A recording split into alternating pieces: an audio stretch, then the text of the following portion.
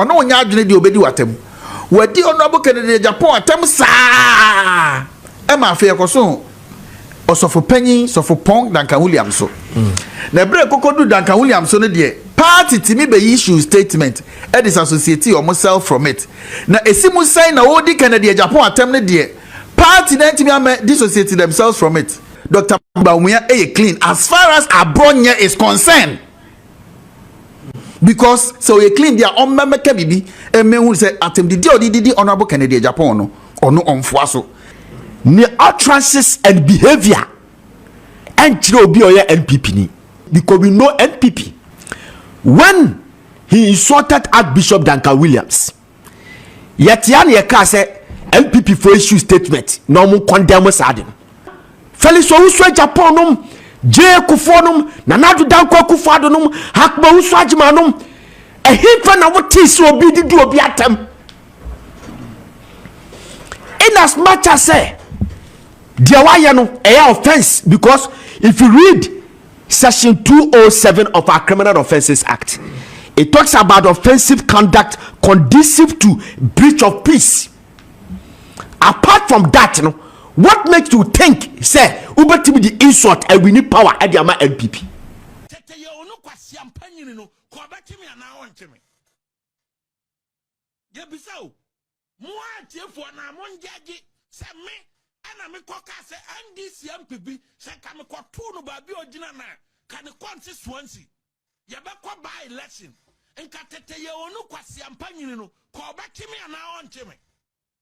And Penika Sam say, Utis Tia, and Jesse Kuitete ye.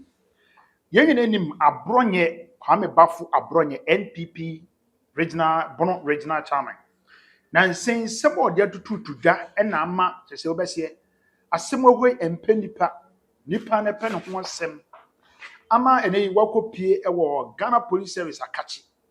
Now, man for Bibrashas Yaka. Kwaya mo fa so chi Abronye no enye na epo ka bodi ni tu mu ni ade awusua de ye tete di asototo fom ne de ye tete bi ni se wanhwe ya Abronye ye behunu a na eyefie miensa ekro because charges are empanyfo de abo Abronye odidi IGP atem odidi mpanyfo atem ma ensem akese eba bonten no na ebra wokopie mo court no bibi esi wo court wo bibi esi wo court wa ama amafo dodo na ehu se ene Abronye kusa Abronye ne yere eye lawyer ono amu eye lawyer but en na ne lawyer nkasa nso wo but ensem o mo de bobo no so eyi si ho on se court dey put to ni ade no ona be ma ye mmere na busia baby enya information we free and pese ye bre ni ekoti pa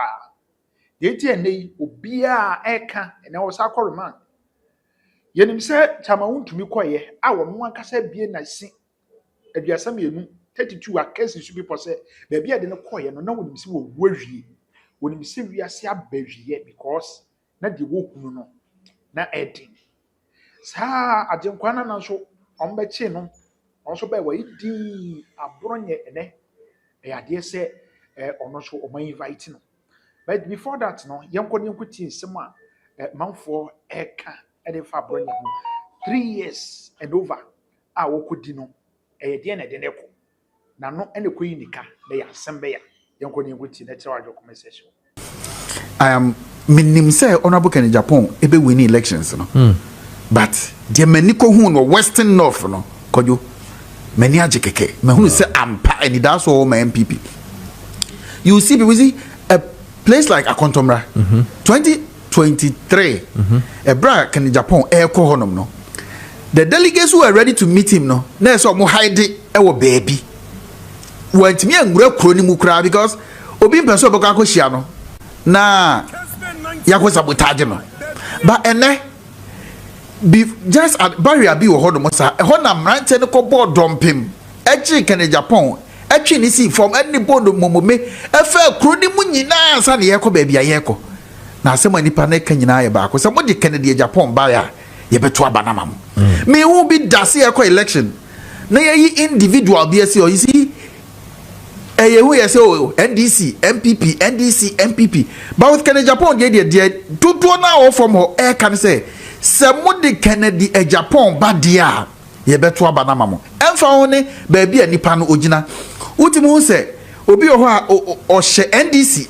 atade pa abaka say the party NDC na mom Kennedy a Japan dia baby o minor dru no somebody ne ba ye beto abanama no enti baby aye dru no yes MPP delegates so we name Kennedy Japan na wo akire a ebi abehu no differently but say obey papa na ni suna ewo ni mu no ebi aka ni team members nyina the unity a ewo camp ho a the moving is unbelievable enti yesre the message ordinam na kese na ye adwuma ode brega na fo especially the youth of this land enyuma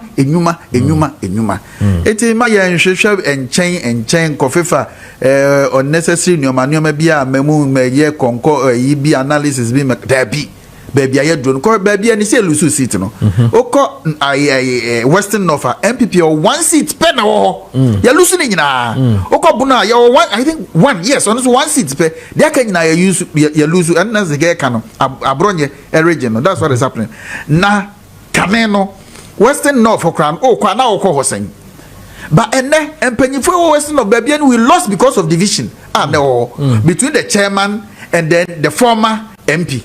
But Kennedy Japan didn't nice hono omo nyina ba together na be delegates na nigia asa abo mo say ye city 2028 ye besa age ade because Kennedy Japan aba be kan abum he is a unifier zeka akasa bebre afa Abronye ho see ye nyina yenim say also wati ohia TV because of Kennedy Japan na wadi Kennedy because of that thing here oh yes waka okay say one ne be chia yam say atem di die pa Abrante asupa egu Kennedy Japan so no ba eno nkyere se enu nti yache na yenye wo Kennedy Japan afa no eye de bi question aye bisa no say e dey bone na waya ye de ache no because ono onya adwene de obedi watem wadi ono abo Kennedy Japan atem saa e ma fe yekoso osofo panyin sofo pong Duncan Williams so na bre kokodu Duncan Williams so no de party timi be issue statement e disassociate or self from it na esimu sign na odi Kennedy Japan atem ne de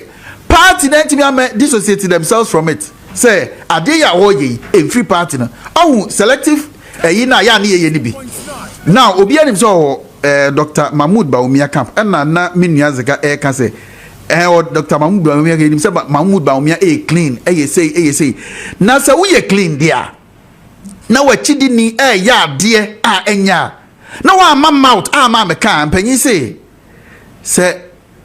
opanyin a otifie ema enkwada ewe nanka no se ebu nanka refo aye de ne ka ho so Ziga this morning cannot come and say Dr. Bawumia clean as far as Abronye is concerned because so you clean their own memeka bibi emehu say atem didi honorable Kennedy Japan no ono onfo so ya wa brantie bi mia madam fo no menua no ye friend Alex Tete odo Kennedy Japan yie ba bia Kennedy Japan be ko bia ba Alex Tete ho na de bia ye kogohia ye say Alex on kasa ni bi ho a ano o hyedodo now we meet with Kennedy Japan to say they me ne wa hie I can say no me na kasa akasa but o kasa wontie eti ade wa hye dem atufo a na say me say Alex ekọ Every also African Japan camp. Why? Because honorable Kennedy Japan openly actually said the oye no on peneso on any nyadwene e kasana or kasano. That is how a leader behaves. Ye hear Alex pass or boy juma pa ma honorable Kennedy Japan. But honorable Kennedy Japan ema wo medina chi na wo ngu enkrofo ho fi. He ya chi Abronye ya Enra Alex Tete is on TV say or no or call police for ho akwasra mo say mo grant ni bail. Wow. Ma among granted Abronye bail. Among financial for 42 or so, 72 or 48 hours. No, among financial more among granting the bill. Yen na party back home. It is said now you be nyanyuna beka yechi chairman won't me no. Oba out because on no na wakwa complaining actually baby a chairman won't me wa etiyan kwankwache no. Na se Kennedy Japan te sa ansem we. Na so ye din ye nimsa Alex Tete edi nechi. Na wan kan ho hwe ya. Na be ka say Kennedy Japan dey clean. There be who you clean and show me who so you clean. I am calling on His Excellency, the former President, Dr. Alhaji Mahmoud Bawumia. Yes, I chance you mui. Omra out. No me unu say Abronye. The all ye no enye na onfuaso. But wamaya tiasie say Abronye eye obia or company mano anase dia. Is there anything official or is just by word of mouth meaning atete say chairman of Buno Abronye e support Bawumia for us to push Dr. Bawumia to come and say what you think he should say? Well, obia ni wa oya campaign am obia e man appointment letter. Near science say wo ene edo kwa koye we na onka say mu nyina kire say na so support Dr. Bawumia in this primary say ayekoi ne nkasa wo kasa no hia TV so nyina no it boils down to one thing. Alex Tete can Japan man krata o and on for application ma say me di wachi ansa na odi na chi o but Ken who said no Abrante o kasa ma me what just support me sa na Abronye ni bibia just support Dr. Mahmoud Bawumia. Na se dia wo ye ni dia e se me hu se ade na wo ye N0nsense fata ade na the general secretary of MPP actual letter ebedi society ebedi distinct almost self away from your friend saying Duncan Williams Archbishop Duncan Williams did attempt no did ade na mbetwe mo free mu efi so ka MPP ko ne ho enti bibia obaye no se one osofu banyi na enya asem ye de senke beka sem fine ho na so ade na wo ye na wonsunso so wo MPP party ni mu eti ni abatwe ho afiri mu and is our support to the campaign of any candidate there. The candidate has to come out for us to know before we can say that the candidate is clean. It is a honorable Kennedy Japan aba out aba bechi ye nua Alex Tete ni mu dia. What prevents the one who Abronye is supporting from also coming out and go ba out a ebi anke enne enka Abronye jaisa sebe ensem hu na wodie no enka ma me pie ha ama on say zikakre repeat asem na ye ne den obe catch IGP say who use such unprintable words on the IGP. But as I said, the adina kopa ha de yenim. The only unfortunate situation is say ekwanya ya police for efa so ye nyoma bi no enye Moses Abo, look at the Rambo style here. She war about fee. Say, Omofra Abronya, ebi ankokoye because on one kasa, and then a lawyer for N0nsense say around 10 something AM. Omo walking in there to the police. It's the idea come friend now. Me ya sure say nkobeko. Na mum ye bi biase ye ni kiti kata mo be kra ma Abronya kra ba sa be popular kra sa eguso. Lawyer, ma maybe same way. Taking ourselves from the campaign and then you being a staunch MPP member. Clearly, the Abronye Ayeno from onset up to this time. Do you think, sir, the party structure currently really working? Hey, Kojo. Maka say we last week ama ebi no true ni oma ba. Ba no kre and say the party structures or the leader, to me, they have failed us. And my recommendation is that they should go. They should all go, including everybody, because they failed us, Kojo. And I can give instances of failure. You see, this is the time I hear unity in the party.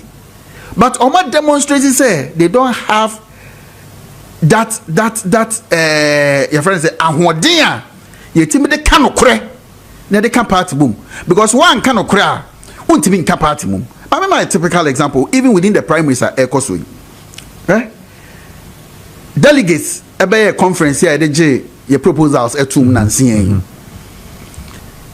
MPP party no call the prospective aspirants, presidential aspirants in now for help. Ubia yi sika boy. Honorable Kennedy Japan 3 million Ghana cedis, can 30 billion and a boy. Yes. Now, Nas Kennedy Japan answers men crawl for ba.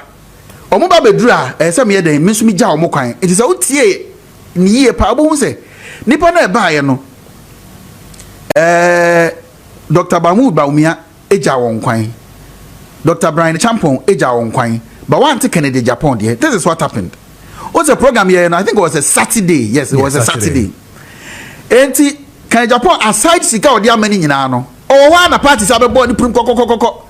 So Jafo so am ye bia nka ho aye ntumi because ye ho akire o transportation ni ade o mo de aba no we need more, another 1 million Ghana cedis, which is 10 billion. I know I said this all the bejan and crop for quino. Can the Japan fa at the ma party? Say Mofankoya party Juma. And not in a Saturday or confess can be on way. Because within a short time, the upper person of the Bejan delegates quino. Well, like, as if almost 4. That is it. 40 billion. 40 billion. Yes. God. At the end of the day, even access to the place was a problem for Canada Japan. So yeah, money security details and can ho engura field in adentia. Even with tax rounded on their necks. No more tax on them. They had to push their way through to the place. After Kodruwa, young nan yetueska. Dr. Mahmoud Baumia, or your former vice president. Or and your friends are running mate. Running, yes, we respect him for that. But baby, I agree. Maybe so. I didn't any uncle Fred. A kufu ado so omame wevu. And a kufu the very present kufu so on konko wevu. Sanka Dr. Mahmoud Baumia on some contest be one. The question is, it is because he is going for a contest. That is why he was given that opportunity to go and wave. Why I say omo mutu Dr. Educhumu nyina tuya bi. Other nom there ya more opportunity. Amo man kwanko wave delegates. Secondly, afa forms ye ba be present. Obi aba ne de. Edu Dr. Baumia so first one mutu we catch say oh mistake bi na ba ye. Yajiatu. Now, Yasaba, Yeninabe present your forms. Edu Dr. Baumiaso, he was the last to present. The party used the party's official social media pages to broadcast his own life for everybody to watch. So why I didn't say moya baku na muja baku. And I make the Abronye dear mamono. Ekosi senka Abronye abedi Dr. Baumia temwa. Nkasembe nebesi. Action Ben and leadership ain't taking. Okay. Now look at NPP, baby. That's why I'm calling on the delegates. Say one, Omontuma Kennedy Japan, Dr. Mahmoud Bau Wayebi, eye. The NTR, Mimi Susu say, as I say, Tuma Kennedy Japan ye. See a share from 1996, cry call parliamentary elections. It is clear, say presidential candidate Biano. And move the parliamentary candidates along. O check the votes are presidential candidate Bienya Yana over and above the parliamentary candidates Nina put together those who won and those who lost. In this instance, Dr. Baumiape, whilst the parliamentary candidates and over 5 million no or 4 million, meaning say nipa over 1 million ko two abama MPs or man to arma Dr. Baumia. But we need a manner. What the nekwa Dr. Krabeshak said, me and this need it. And so Branty we a Canadian Japan. Let me out to Obama because Okano correct. Okay. Or your boat. Okay. I am calling on our leadership. So munye boat, no munye fair. Because the best no and yes see Canadian Japan oko. Ubetimi amane the party no. So na ye wababe party ni success. We champion the success of the party. Etiemu bie na ye kasama Abronye say they should give you the benefit of the doubt. Now branch no kokko enaduma. But you see, yemu bi afere. Ena ye ni so awu. The American watch say because me honestly speaking, Abronye DC he has given me little ever since that Obabaye chairman Edema New Patriotic Party ewa Bono region. He has given me little. Apart from say, what this 6 seats of New Patriotic Party about one, the utterances and behavior, and be or NPP ni. The utterances and the behavior, ama, it's like and sell beer or NPP ni because we know NPP. When he insulted Archbishop Duncan Williams, yet Yan Yeka said MPP for issue statement, no more condemn us adding. And we are gede and not just you could be from Pong. Issue statement and no more disassociate you myself from Sam now Kadich Etia Archbishop Duncan Williams. And and almost caution Abronye, and they did not leave it there. Went ahead to caution somebody like Owusu Bempa Abua Papon. Say ono so ke kan sem bia ene party no suban no ebabura. So Abronye DC reaction to the party communication or a statement no the babontin was an I saw, and I was shocked. Was an I saw reacting to a party won ama on the baby agina party what values no more catcher will say party and phantom the day and a party no you can criticize but you can't insult.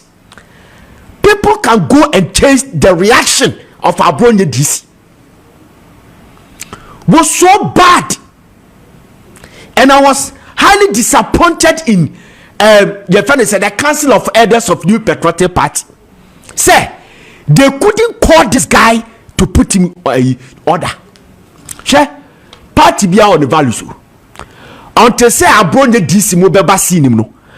Until some beba lamplight no. Na de pass over who NPP ni be say seven previous wo use the word etie from fantame aboa ne kwasea e de amobi beboa. Be a TV da. NPP has values. Jacob Echebelamte, Nana Danko Kufado, Dr. Kwame Adokofo, Felix Owusu Japanum, J. Kufonum, Nana Danko Kufadonum, Hakma Uswajimanum, a hint na what is so be the do atem. In as much as say, dear wayano, a offense, because if you read Section 207 of our Criminal Offences Act, it talks about offensive conduct conducive to breach of peace. Apart from that, you know, what makes you think, say, Uber to be the insult and we need power at the NPP? In any case, mutina ho, insult, you know, at the end of the NPP. The insult brought from 6 seats to 1 seat. Can't you think? Mahatma Gandhi was a really use demonstration. You use violence, you use insult, you the clean words will take our land. And indeed, he used clean words to win independence for your friend say NDC. Sorry, India. Now go and check. President Kufuor in 1992, but no be insulted by yet they were able to wrest power from Rawlinson who were Ghana with 19 good years. And then I won't criticize it. What money difference are you doing?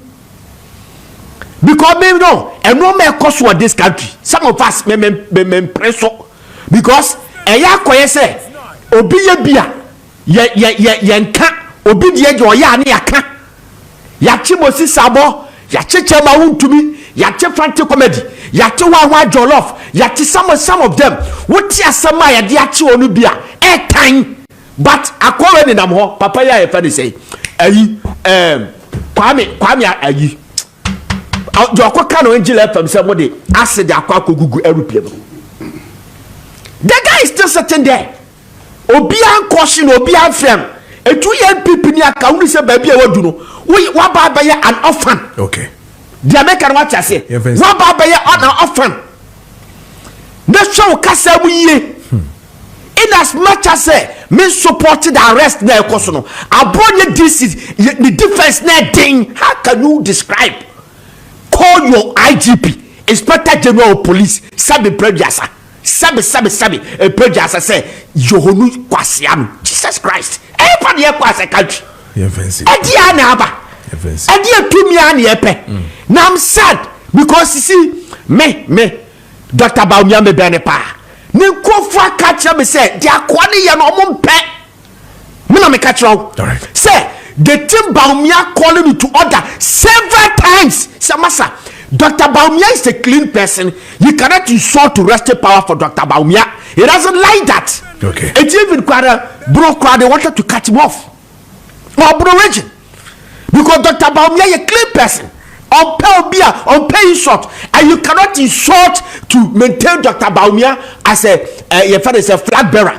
Dr. Bawumia be winning with the clean politics in the be winning because he used the clean politics to win the 2023 flag bearer. Okay. Where are we heading towards? NPP 4 and started Sargent, no starting a clean up. I'm clear all this mess. Okay. What the defense now you do too much.